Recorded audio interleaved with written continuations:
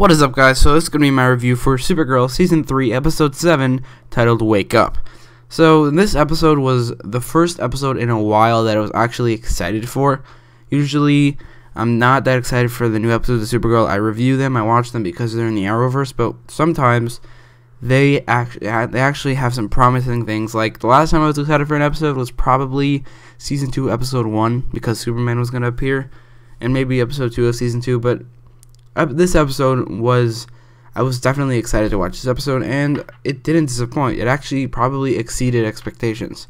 The Legion of Superheroes storyline finally started this episode, and this is my most anticipated thing about the season, and I thought it started pretty well, with just enough setup so that it leaves you intrigued without shoving the storyline down your throat. And Mon-el's return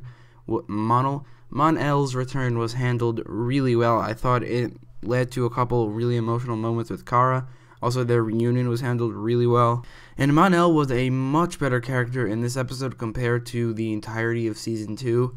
In Season 2, he was nothing but a love interest comic relief character, but after spending 7 years in the future, which I really like, I like that not only was he living in the future, but it's been a while. I like that, and the 7 years that he spent there, he's become a much better character. Although the 7 years that he did spend there, he married Imra Ardeen, or Saturn Girl, which is a little weird because usually Saturn Girl is married to Lightning Lad, but you know what, it doesn't bother me that much.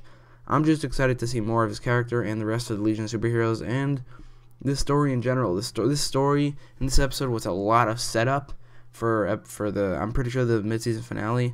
Well, the other story was more setup for the mid-season finale, but I'm guessing the Legion of Superheroes show up in the mid-season finale. I'm not 100% sure, but if they do, then this episode is definitely set up for that, and set up for the Reign thing, which makes it a little weird for the crossover to be right in the middle of that. I think they actually should move the crossover from Episode 8 to Episode 10 or 11, just because it's right smack in the middle of the episode before the mid-season finale and the mid-season finale. So you got all this setup in Episode 7. And then Episode 8 in the middle, and then Episode 9. I think they should really move the crossover. But either way, this episode was a lot of setup for Episode 9 and the rest of the show, and it actually was really great setup. This is how you do setup. You make it interesting. Instead of just setup, you make the setup, you put it in a really, really good story with some emotional moments and great acting. The second story of the episode, like I just said, is all about setting up Reign as a villain, and this is why this episode should have been after the crossover, or the crossover should have been somewhere else, because this episode directly leads into the mid-season finale where Supergirl fights Reign.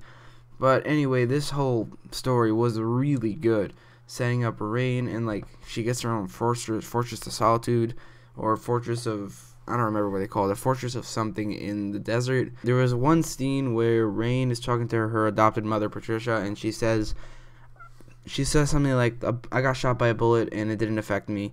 That was a really, really great scene with really great acting. This episode had a lot of great acting, mainly from her. I forgot her actress's name, but Reign, or Samantha Arias, also from Chris Wood and from Elizabeth Benoist. Although Elizabeth Benoist had this one cringy scene with pretty bad acting, but there were other scenes with really good acting from her.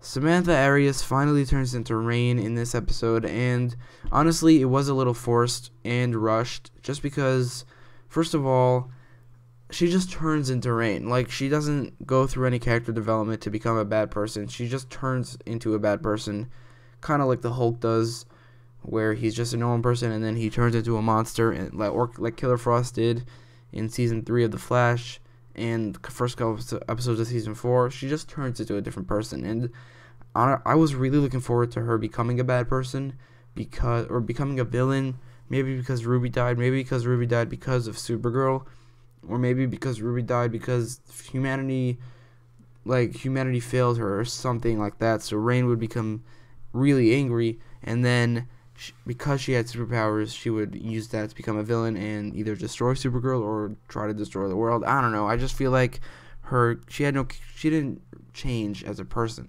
Her character didn't change. She just a new character. It was basically like we've been following this character who we were promised was going to be turning into a villain in the future, and then 6 episodes later we're introduced to another character who is the main villain, and that is pretty disappointing. In conclusion, this episode was a lot of setup, but it was setup that was done really well. The main story with Mon-el returning was really great. I really like Mon-el's new character. There were a couple emotional moments with great acting from Melissa Benoist's Chris Wood and Samantha Arias, who I don't remember her name. And then the main story was it was actually really good, except for the ending, which was really disappointing, how she turned into rain. And then the third story with Mirren Jones and John Jones going out for coffee was fine. It didn't really add anything to the story. It felt like it was just there to pad the length time of the episode, which is fine, I guess. But anyway, I give this episode a 9.3 out of 10. It was. Have I ever given an episode that high of a score this season yet? I don't think I have, so it's the best episode this season so far. So let me know what you thought about the episode in the comments down below, and vote in the top right corner of the video in the poll. And don't forget to like, share, and subscribe. Thanks for watching.